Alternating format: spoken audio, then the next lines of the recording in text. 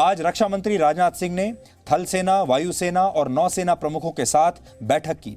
इस बैठक में chief of defence staff general Bipin Rawat के अलावा विदेश मंत्री एस जयशंकर भी मौजूद थे और इस बैठक के बाद ताजा हालात की जानकारी प्रधानमंत्री नरेंद्र मोदी को भी दी गई और दिन भर ऐसी ही बैठकों का दौर चलता रहा। ऐसी कई बैठकें दिन में हुई हैं। इससे आप अंदाजा लगा सकते हैं कि भारत की जो एस्टेब्लिशमेंट है, सरकार है और सेना है, उसमें इस समय कितनी बेचैनी है। इस पूरी घटना पर चीन के विदेश मंत्रालय का भी आज एक बयान आया है, जिसमें चीन के विदेश मंत्रालय के प्रवक्ता ने कहा है कि उन्हें सैनिकों के मारे जाने के बारे में कोई जानकारी नहीं है। वो इस जानकारी को तो छुपा गए, लेकिन प्रवक्ता ने यह जरूर कहा कि 15 जून यानी कल भारत के सैनिकों ने 2 बार बॉर्डर पार किया, सीमा को पार किया और इस दौरान चीन और भारत के सैनिकों के बीच हाथापाई हुई है, झड़प हुई है। फिर वो कहते हैं कि चीन एक ऐसा देश है जिसने कभी कोरोना वायरस को लेकर, उसके बाद उन्होंने ये नहीं बताया कि इस घटना में कितने लोग मारे गए हैं। ये कहा कि हमें कोई जानकारी इसके बारे में नहीं है। लेकिन चीन के प्रवक्ता जो भी बात कहते हैं उस पर विश्वास कैसे हो।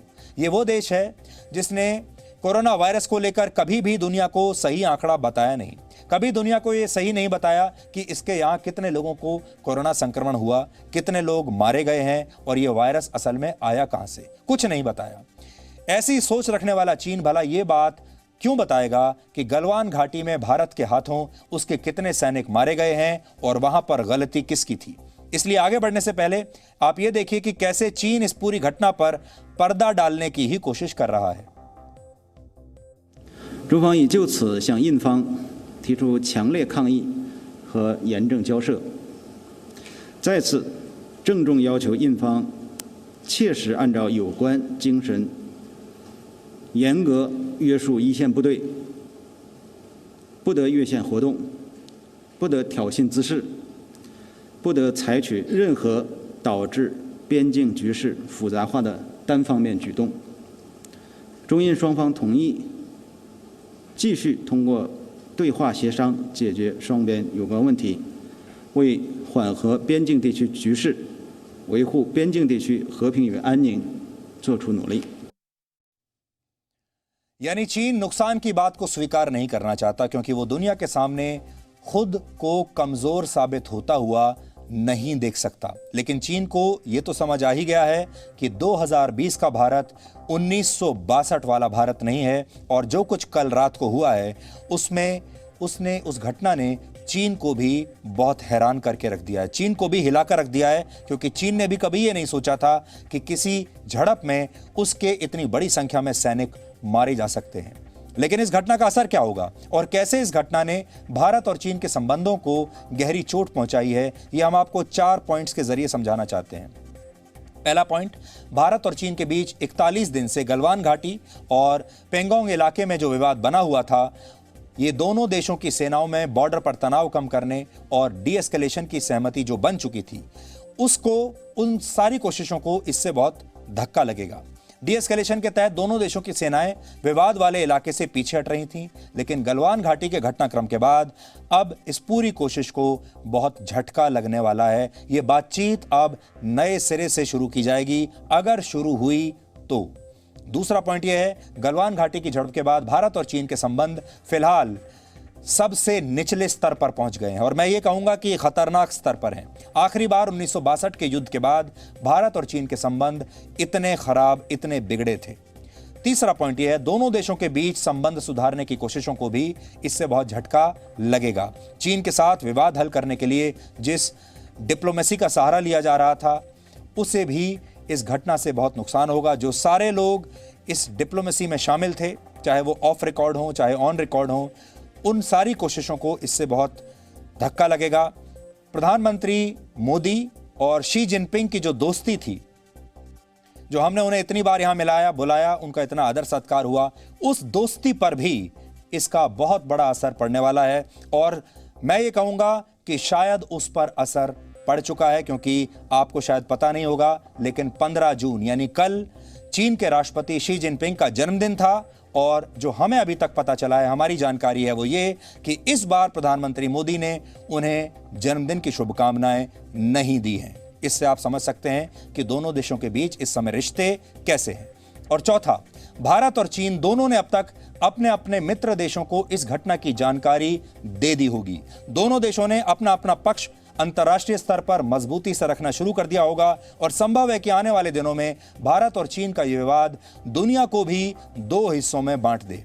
इसमें एक तरफ वो देश होंगे जो भारत के साथ हैं, जबकि दूसरी तरफ वो देश होंगे जो चीन के साथ हैं। हालांकि चीन का साथ देने वाले देशों की संख्या अब हर दिन कम होती जा रही है और आप जानते हैं कि चीन इस समय बुरी हालत में है, अंतर्राष्ट्रीय स्तर पर भी, अंतर्राष्ट्रीय दुनिया में भी, क्योंकि जो कुछ कोरोना वायरस के दौरान हुआ, जिस तरीके से जानकारी उसने छुपाई है और जिस तरीके से बाकी के देश चीन से नाराज हैं, इससे आप ये समझ सकते हैं कि अंतर्राष्ट्रीय जगत में इस समय जो चीन की बात है वो मानने वाले देशों की संख्या बहुत कम है।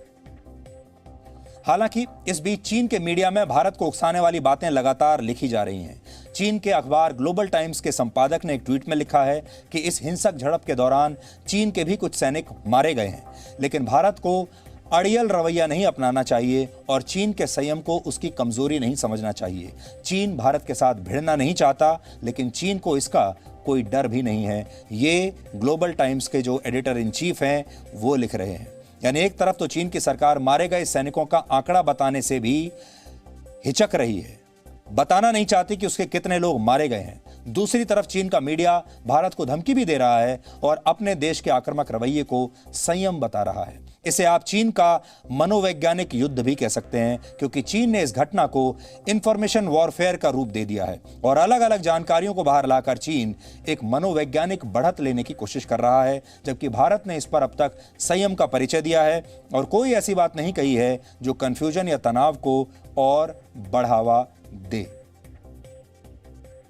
तो यहां आपको हम एक बार फिर से ये बताना चाहेंगे कि भारत और चीन के बीच में जो झड़प हुई कल 15 जून को, उसके बारे में हमें सूत्रों से एक बहुत बड़ी जानकारी मिली है और जानकारी ये है कि भारतीय सेना के लगभग 20 लोग इसमें शहीद हुए हैं। हमारे 20 जवान, जिसमें एक कमांडिंग ऑफिसर भी शामिल हैं, कर्नल रैंक के, वो शहीद हुए हैं और लगभग इतना ही नुकसान चीन की सेना का भी हुआ है। चीन ने अपना वादा तोड़ दिया, डीएस्केलेशन नहीं किया, अपने सैनिकों को पीछे नहीं हटाया और इसके बदले में, पीछे नहीं हटाया वो तो अलग बात है, उन्होंने वहां पर एक टेम्परेरी स्ट्रक्चर भी खड़ा कर लिया और इसी टेम्परेरी स्ट्रक्चर को लेकर दोनों सेनाओं के बीच में विवाद हुआ और जब भारत ने उस टेम्परेरी स्ट्रक्चर को हटाने की कोशिश की, उस समय ये झड़प शुरू हो गई। और वो टेरेन ऐसा है कि वहां पर कई बार नीचे गिरने का खतरा बना रहता है। भारतीय सैनिक गलवान नदी को पार करके वहां पहुंचे थे। गलवान नदी भारतीय सैनिकों के पीछे की तरफ थी और इस हाथापाई में हमारे कुछ सैनिक गलवान नदी में गिर गए और उनकी मृत्यु हो गई इस वजह से। दूसरी बड़ी बात यह है, अब आप शायद ये सोच रहे होंगे कि भारत अब क्या करेगा। क्या भारत चीन से ये कहेगा कि हमें बातचीत करनी चाहिए? क्या भारत ये कहेगा कि दोनों देश संयम से काम करें? हालांकि हो सकता है चीन यही कहे कि यहाँ हमें संयम से काम लेना चाहिए, लेकिन हम आपको बार बार बता रहे हैं कि भारत की आत्मा पर पहले ही 1962 में चीन के साथ हुए युद्ध में हार का बोझ पड़ा हुआ है और अगर इस बार भारत ने चीन को ये नहीं बताया कि ये वो भारत नहीं है, तो एक और बोझ भारत के लोगों की आत्मा पर आकर पड़ जाएगा, जो हमें मंजूर नहीं है। और जो हमें संकेत मिल रहे हैं लगातार भारत सरकार से और भारतीय सेना से, वो यही है कि भारत सरकार और भारतीय सेना दोनों ही इस मामले को बहुत गंभीरता से ले रहे हैं। दोनों ही इस बारे में विचार कर रहे हैं कि भारत का रिटेलिएशन क्या होना चाहिए, भारत अब जवाब कैसे देगा। लेकिन इतना हमें जरूर पता लगा है कि जवाब जरूर दिया जाएगा, जिससे हमें बड़ी संतुष्टि और यकीन भी है कि भारत जो भी सही समझेगी हमारी सेना और हमारी सरकार, वो जवाब जरूर दिया जाएगा। 2017 में अगर हम आपको बताएं तो डोकलाम में जो कुछ हुआ था, हो सकता है उस समय भारत की जो सेना थी उसकी पूरी तैयारी उस क्षेत्र में ना रही हो, लेकिन अब जो हमें जानकारी मिली है वो ये है कि इस पूरे इलाके में भारत वॉर रेडी स्थिति में है, यानी भारत बिल्कुल तैयार है। भारत की सीमाओं के साथ साथ भारत की जो तैयारियां हैं वो पूरी हो चुकी हैं और भारत कोई भी कदम उठाने में इस समय सक्षम है, चाहे वो सेना के संदर्भ में आप बात करें या फिर और कोई अंतर्राष्ट्रीय डिप्लोमेसी के जरिए भी बात हो तो भी। और भारत को यह भी यकीन है कि जो मित्र देश हैं भारत के, वो भी इस समय इसे भारत के पक्ष में आकर इस मामले को जोर शोर से उठाएंगे। यहां पर हमें राष्ट्र कवि रामधारी सिंह दिनकर की एक कविता याद आ रही है।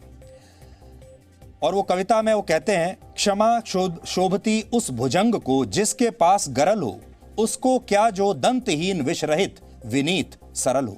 यानी क्षमा करने की स्थिति में वही व्यक्ति होता है जिसके पास बल होता है, जिसके पास विष ना हो, जो सरल हो। भला विनम्रता दिखाकर वो क्या कर सकता है।